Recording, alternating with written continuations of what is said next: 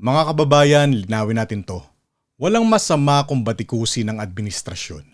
Walang masama kung questionin ng Pangulo. Sa totoo lang, bahagi yan ng check and balance. Hindi pwedeng lahat na lang palakpak. Hindi pwedeng lahat na lang ay pabor. Sa isang demokrasya, kailangan may nagtatanong, may nagbabantay at may bumabatikos kapag may mali. Kaya kung mapapansin nyo, may mga bumabatikos kay Marcos. May mga bumabatikos din kay Duterte. Normal yan. Kailangan yan para may balanse. Pero dito tayo dapat malinaw. Ibang usapan ang lehitimong batikos at ibang usapan ang pagpapakalat ng balitang hindi mo naman alam kung totoo o hindi. Walang masama kung singilin ng gobyerno. Walang masama kung tanungin kung ano ang nangyari sa flood control. Walang masama kung itanong bakit hanggang ngayon wala pa ring napapanagot sa mga isyong matagal ng pinag-uusapan. Walang masama kung usisain ang presyo ng langis, ang hirap ng buhay o ang mga pangakong hindi natutupad. Lahat yan pwedeng batikusin. Lahat yan pwedeng pagtanungan. Lahat yan dapat talagang himayin. Pero ibang usapan na kapag ang galit mo humantong na sa pagpapakalat ng fake news. May mga taon talagang galit sa administrasyon. Totoo yan. At hindi na natin maikakaila na marami talagang hirap na. Kaya naiintindihan ko kung bakit may galit, may frustration, may pagkadismaya. Pero kahit galit ka, hindi pa rin tama na mag-share ka ng balitang hindi beripikado.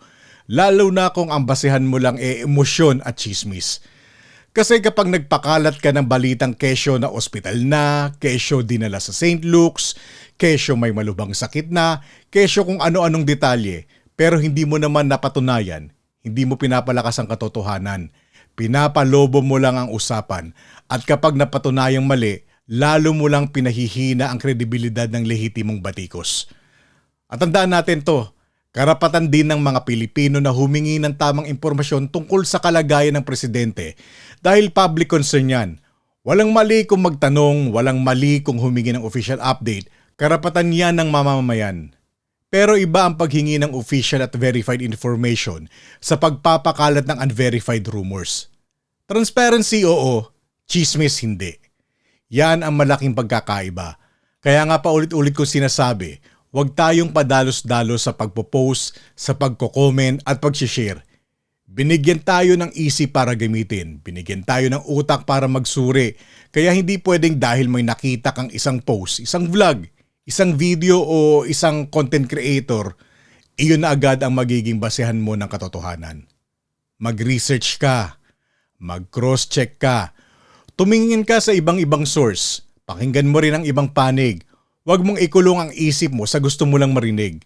Kasi minsan ang problema, hindi nakatotoo ng hinahanap ng tao. Ang gusto na lang niya marinig ay kung ano ang pabor sa emosyon niya, sa galit niya o sa kampo na gusto niyang panigan. At dyan tayo nasisira, dyan tayo naluloko, dyan tayo nagagamit. Oo, aminin natin matrabaho ang mag-research, kakain talaga ng oras ang paghahanap ng buong larawan. Pero kung seryoso ka sa katotohanan, kailangan mo talagang paglaanan ng panahon. Hindi pwedeng puro emosyon lang ang puhunan. At dito ko gustong ipaalala ang mas mahalagang punto. Hindi ito tungkol sa pagiging maka-Marcos o maka-Duterte. Hindi ito tungkol sa kulay. Hindi ito tungkol sa kampihan. Kasi kung may mali si Marcos, batikusin. Kung may mali si Duterte, batikusin din. Kung may ebidensya laban sa kahit sino, ilabas. Kung may dapat managot, panagutin. Ganun lang dapat kasimple. Hindi pwedeng kapag may nakita kang problema, automatic sasabihin mo, kasalanan na naman ni ganito, kasalanan na naman ni ganyan. Huwag ganun. Huwag nating hanapin agad kung sino ang sisisihin, base lang sa kulay o sa kampi natin. Ang dapat hanapin natin ay ang totoo at kung sino talaga ang may kasalanan, panagutin natin, regardless kung sino pa yan. Yan ang tamang direksyon. Hindi kulay-kulay, hindi kampi-kampi, hindi bulag na depensa, hindi rin bulag na pag-atake. Kung may kasalanan, managot. Kung may ebidensya, ilabas. Kung may mali, itama. Pero wag tayong huhusgan ng wala namang sapat na basehan. At ano ang nangyayari kapag puro kampihan na lang? Nagkakawatak-watak ang tao, nagkakaroon ng dibisyon, nagkakaroon ng kulay, at sa huli, wala nang naghahanap ng katotohanan. Ang hinahanap na lang kung sino ang papanigan.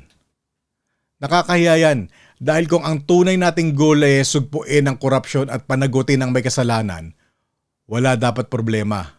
Pero kapag ang inuuna mo ay kampe kaysa katotohanan, doon pumapasok ang kabulagan. Doon ka napapahiya, doon ka napapaniwala sa mali, doon ka napapakalat ng kasinungalingan. Kaya mga kababayan, maging maingat tayo, lalo na sa pag-share. Dahil sa bandang huli kapag nagpadala tayo sa maling balita, tayo rin ang mapapahamak. Tayo rin ang nawawala ng kredibilidad. Tayo rin ang nagiging kasangkapan ng kaguluhan. Batikos kung may mali, paniningil kung may pananagutan, transparency kung public concern. Pero wag nating haluan ng fake news, chismis at padalos-dalos na emosyon. Hindi kailangan ng bayan ng mas maraming galit na walang basehan. Ang kailangan ng bayan ay mas maraming mamamayang marunong magsuri. Kaya bago maniwala, magsuri muna. Bago mag-comment, mag-isip muna. Bago mag-share, mag-verify muna. Dahil kung matututo tayong unahin ang katotohanan kaysa kulay, ebidensya kaysa emosyon, at pananagutan kaysa kampihan, baka sakaling doon tayo magsimulang magkasundo. At baka sakaling doon din magsimulang umayos ang Pilipinas.